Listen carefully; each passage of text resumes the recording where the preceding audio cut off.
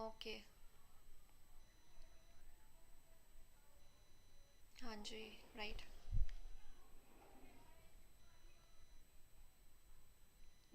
Sir it is already started.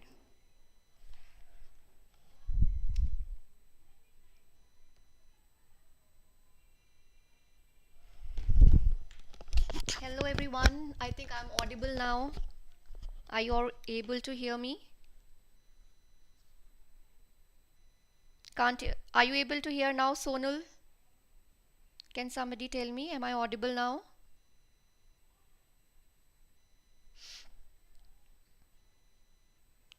Anyone who's there, quickly please type and let me know if I'm audible.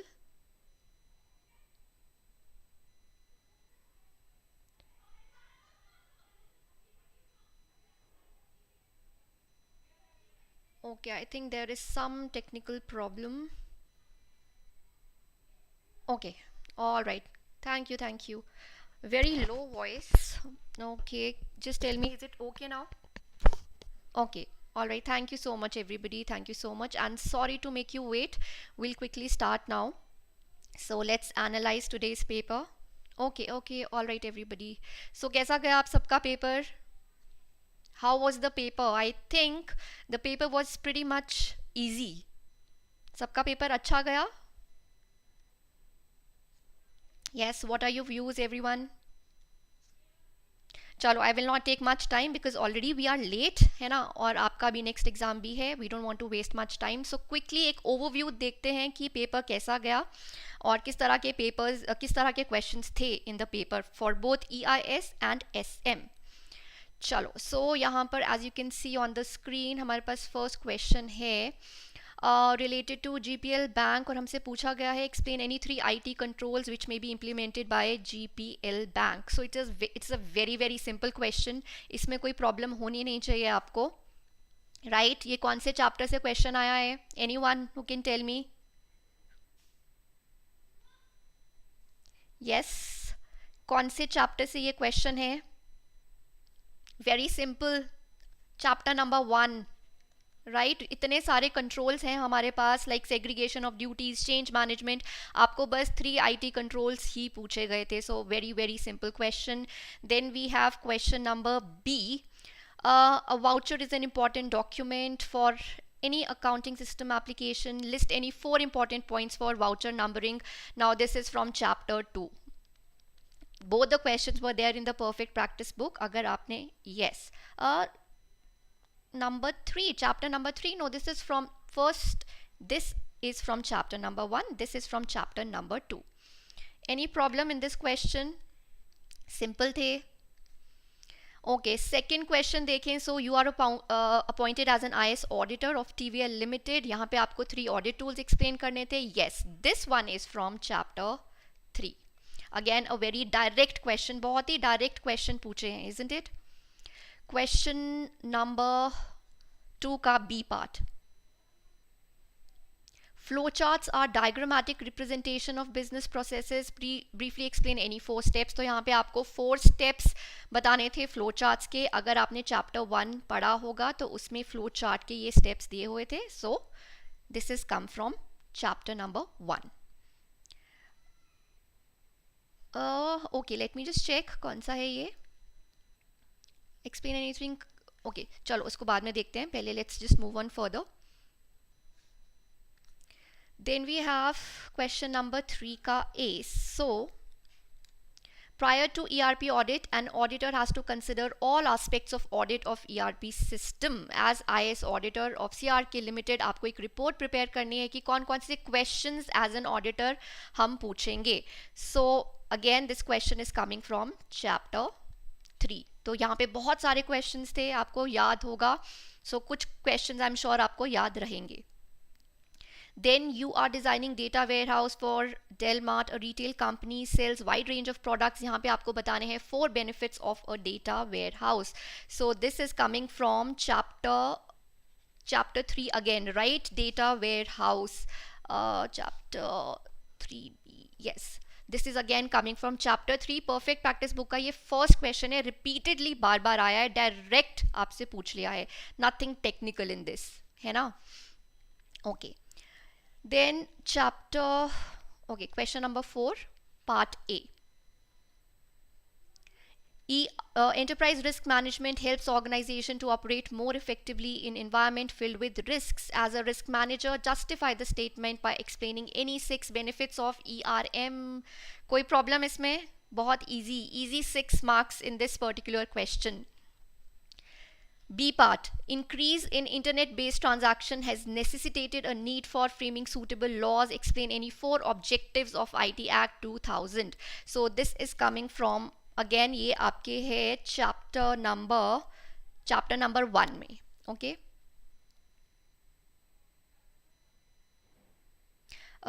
एक question number गलत coat कर दिया, क्या marks मिलेंगे? गलत coat कर दिया मतलब I did not understand. Yes, absolutely, you all are correct. Question number 1 is from chapter 5. I will come back to that question, ठीक है?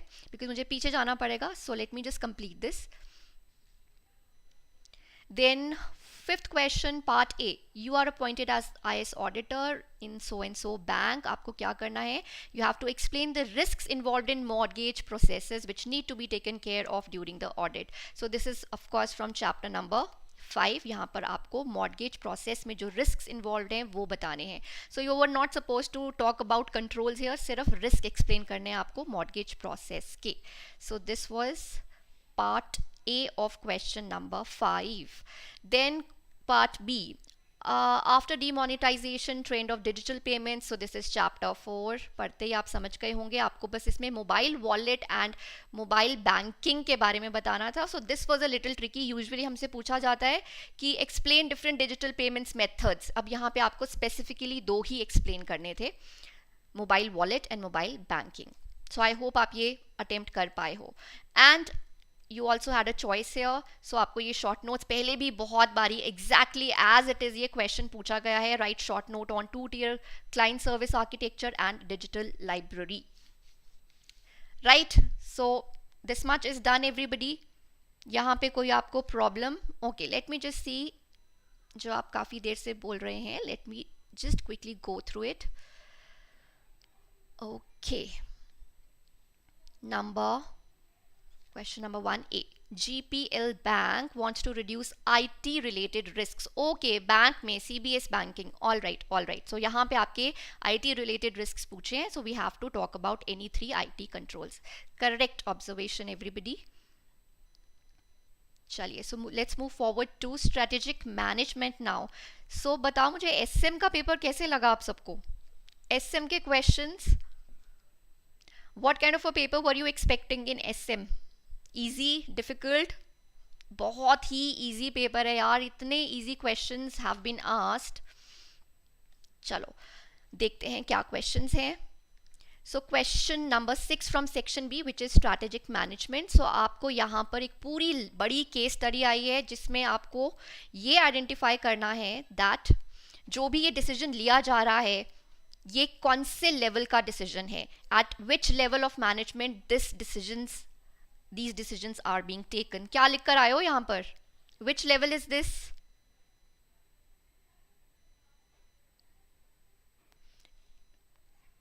Yes, बहुत easy paper था. अच्छा, question number 5 की जगह 4 लिख दिया है. गलती तो करी है but doesn't matter. आपका question check हो जाएगा.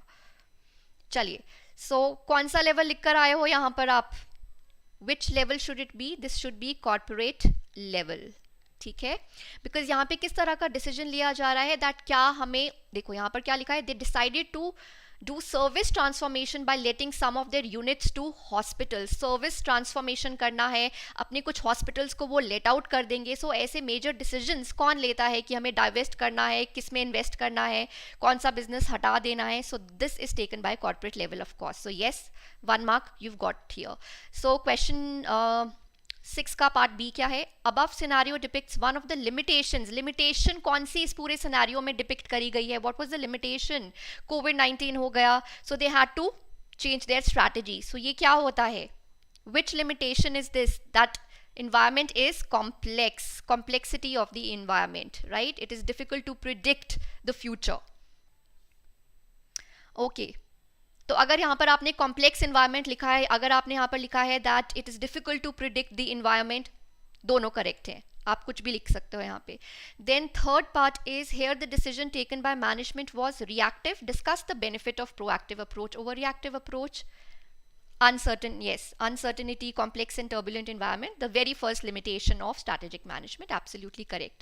Part C में आपको डिस्कस करना है सिंपली प्रोएक्टिव अप्रोच क्या होती है. यहाँ पर उन्होंने रिएक्टिव अप्रोच ली, but we all know that it is always better to be proactive, right? Because हम अपने फ्यूचर को कुछ एक्सटेंट तक कंट्रोल कर पाते हैं, उसके इम्पैक्ट को कम होने से हम रोक पाते हैं with the help of proactive approach. So बहुत ही सिंपल था ये question, nothing to worry. Okay, but I hope आप keywords लिख कर आए हो. Yes, Harshil, environment is complex, you all are correct. Pranjal, competitive advantage मिलेगा. किसकी बात कर रहे हो आप ये? Which limitation?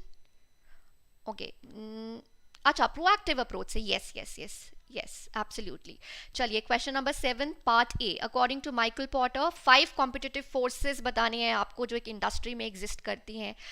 आप देख रहे हो कितने सिंपल क्वेश्चंस आपसे पूछे गए हैं. You have been a very very lucky batch. Direct questions पूछ लिए हैं. तो यहाँ पर सारी की सारी 5 forces, threat of entrance, existing rivalry, bargaining power of buyers, bargaining power of suppliers and आपके सब्स्टिट्यूट प्रोडक्ट्स.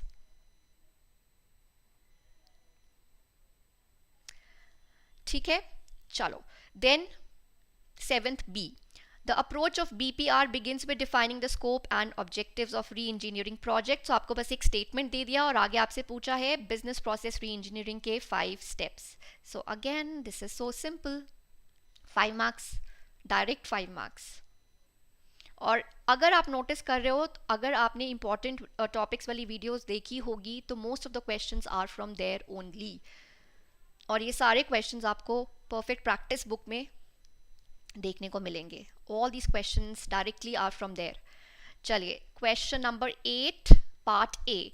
सो यहाँ पर Disha is HR manager in a telecom company. The company is facing HR challenges. Disha's role involves implementing effective HR management strategies to address HR challenges and ensure success of the company. आपको 5 prominent areas बताने थे where दिशा can play a strategic role. अब ये मुझे बताओ, ये कौन से चैप्टर से है? This is chapter number, बताओ, chapter number 6.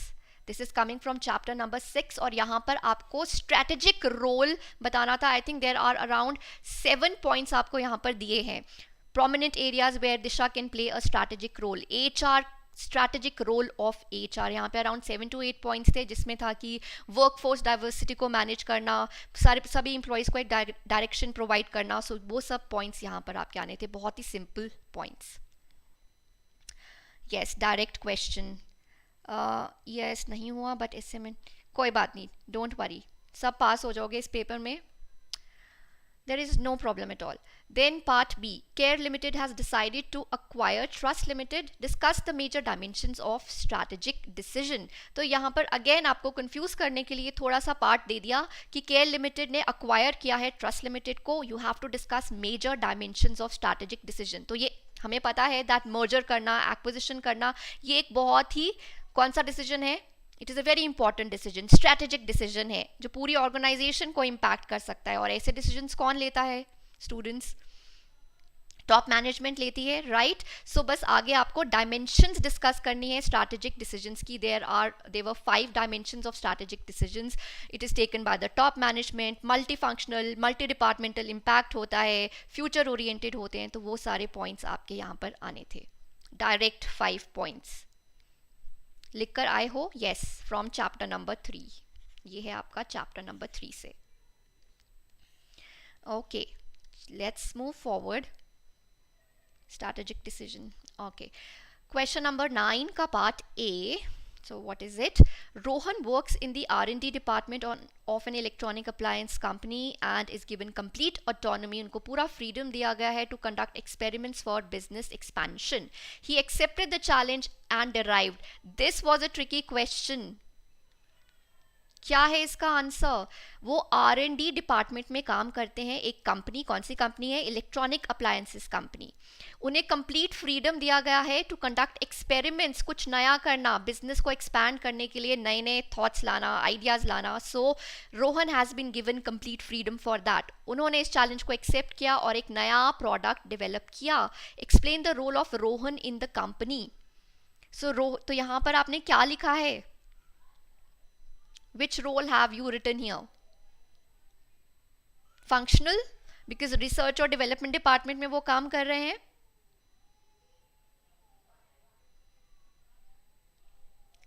Yes, functional level. Okay. Yes, Bhumika, absolutely. This is going to be entrepreneur. That is why I said ये एक बहुत ही tricky question है. यहाँ पर आपको लग सकता है कि वो R&D डिपार्टमेंट में है. Functional level, right? सो आपने मोस्ट ऑफ यू, पता नहीं, आई एम होपिंग दैट आप इसको आइडेंटिफाई कर पाए और इंट्राप्रेन्योर लिख कर आए हो. Because as they have mention कि वो एक कंपनी के डिपार्टमेंट में काम कर रहे हैं, उन्हें फ्रीडम दिया गया है. सो ये सारे की पॉइंट्स थे इंट्राप्रेन्योर के. विद इन द ऑर्गेनाइजेशन आप ये करते हो. Okay, so this was your question 9th part A. Let's talk about, yes, intrapreneur लिख कर आए हो. Very good. जिनसे गलती हो गई प्लीज भूल जाओ. How can it be functional? बेटा functional सब इसलिए बोल रहे हैं because functional level पर क्या होता है ना, different functional departments. हाँ exactly, हम absolutely ये बात भी सही है कि functional department में तो आप क्या करते हो, आप day to day decisions लेते हो, right? चलो उसको छोड़ो, अब पार्ट बी देखते हैं. Which strategy is implemented by redefining the business, by enlarging its scope of business and substantially increasing investment in the business? Explain major reasons for adopting this strategy. कौन सी strategy है ये? What is the strategy? Expansion strategy. सो जो हम expect कर रहे थे कि at least in chapter से हमें केस स्टडी देखने को मिलेगी. You have got no case study. 4th chapter 5th chapter से कोई भी केस सिनारियोज आए ही नहीं है. सो ये एक्सपेंशन स्ट्रैटेजी थी और डायरेक्ट आपसे पूछ लिया गया है, राइट? उसके मेजर रीजंस आपको बताने थे. So again a very simple question. अच्छा, you all are discussing MCQs. चलिए, then question number 10th part A. So Mr. L.M.N. has established a successful venture. Okay, Mr. L.M.N. consulted a strategic management expert who suggested his first course of action should be to grasp the dynamics of competitive landscape. Again एक बड़ा सा scenario आपको दिया, statement आपको दी, and then last में आपसे क्या पूछा? In order to comprehend the competitive landscape, what steps should Mr. L.M.N. follow? So यहाँ पर आपको competitive landscape के steps लिखने थे. Identifying the competitors, understanding the competitors, and again I told you that जब आप ये question attempt करेंगे competitive landscape के steps, उसमें keywords बहुत important थे. I hope आपने हर एक step में वो जो important questions पूछे जाते हैं वो questions आप लिख कर आए हो. क्या आप वो लिख कर आए हो? अगर लिखे हैं तभी मार्क्स मिलेंगे, अदरवाइज मार्क्स मिलेंगे बट कम मिलेंगे. Okay, then part B is, what do you understand by strategic alliance? Discuss its advantages. Again a direct question. अब यहाँ पर strategic alliance का meaning तो आपने लिख दिया होगा, 1 mark यहाँ पे आपको मिल रहा है, लेकिन main part है discuss the advantages. So यहाँ पर I hope आप अपने points लिख कर नहीं आए हो. आपको 4 main categories लिखनी थी पहले, राइट? और फिर उन कैटेगरीज में हम वो सब पॉइंट्स लिखते हैं. सो आई होप आपने ऐसे ही अटेम्प्ट किया है. क्या सब 4 कैटेगरीज लिख कर आए हो? So if you've done that, very good, you will get good marks. Then question number, कौन सा question है ये हम कर रहे? 10th. Okay, so we are on the last question. Last question का second part का another option B, second option. Okay, CDE Holdings operates in various sectors including manufacturing, fitness equipment, organic foods, eco-friendly products. The organization is currently in the process of recruiting a chief executive officer. In this scenario, imagine yourself as HR consultant for CDO Holdings. और हमें क्या करना है? Identify करना है the strategic level that encompasses the role within CDA Holdings. Also, ये भी है. And then you've been asked, provide an overview of the key duties and responsibilities following under the Chief Executive Officer's scope. तो यहाँ पर आपको क्या करना था? पहले आपको स्ट्रैटेजिक लेवल आइडेंटिफाई करना है. तो ये कौन सा स्ट्रैटेजिक लेवल था यहाँ पर? सीईओ कौन से स्ट्रैटेजिक लेवल पर आते हैं? Corporate level. You got 1 mark here for that. Right, you've written corporate level for that. तो यहाँ पर आपको 1 mark मिल गया वहाँ से. अब यहाँ पर जो आपसे पूछा गया है, तो ये देखो, दिस पार्ट ये आपका चैप्टर 1 का कवर हो गया, स्ट्रैटेजिक लेवल कौन सा है. और जो ये 4 marks का जो सेकंड पार्ट है, ये आपका चैप्टर नंबर 7 से आएगा, जहाँ पर आपको की ड्यूटीज एंड रिस्पॉन्सिबिलिटीज लिखनी है. रोल नहीं पूछा है. आई होप आप यहाँ पर रोल नहीं लिख कर आए हो. Basic points of chief executive officer ऐसा तो नहीं करके आए हो. यहाँ पर चैप्टर 7 में जो ड्यूटीज दी हैं, रिमेंबर, लीडर्स की, टॉप लेवल मैनेजमेंट की जो ड्यूटीज हैं, स्ट्रैटेजिक मैनेजर की जो ड्यूटीज होती हैं, रिस्पॉन्सिबिलिटीज होती हैं, वो आपको यहाँ पर लिखकर आनी थी. क्लियर? देखो, अगर आपने बेसिक पॉइंट्स भी लिखे हैं तो बेसिक पॉइंट्स हैं और ड्यूटीज एंड रिस्पॉन्सिबिलिटीज ज़्यादा डिफरेंस नहीं है. बट आपसे इन पेपर्स में एक्सपेक्ट किया जाता है बाय द इंस्टीट्यूट दैट आपके की पॉइंट्स एग्जैक्टली सेम लैंग्वेज में हों. सो आई होप यहाँ पर आपने गड़बड़ नहीं करी है. तो देखो, पेपर ओवरऑल काफ़ी सिंपल था. Direct questions have been asked. The only problem is that कुछ क्वेश्चंस को इधर उधर मर्ज करके कुछ ट्रिकी बना दिया है. That was the only issue. Otherwise pass होने जैसा, मतलब there is no trouble at all. Everyone will pass. You skip the last one. No problem. तो एक आंसर सही अटेम्प्ट, आंसर 6 करेक्ट अटेम्प्ट किया तो क्वेश्चन लिखकर स्टार्ट कर दिया. Okay, I am not really understanding. चलिए students, so this was the overview of paper EIS-SM and I am pretty happy to see the paper. काफ़ी easy था. But now please, जो भी करके आए हो, जैसा भी करके आए हो, just forget about it. Now you focus on your last exam. अब एक लास्ट पेपर बचा है. Put all your attention, all your focus on that particular paper, because आपको उसको अच्छे से अटेम्प्ट करके आना है. And that last paper is economics, FM and eco. So all the very best for your last paper. Shortly आपसे 1.5 day की strategy भी शेयर कर दी जाएगी. उत्कर्ष सर उसमें आपको स्ट्रैटेजी देंगे. So please do follow that strategy. And yes, all the best for your last exam, everyone. Bye-bye.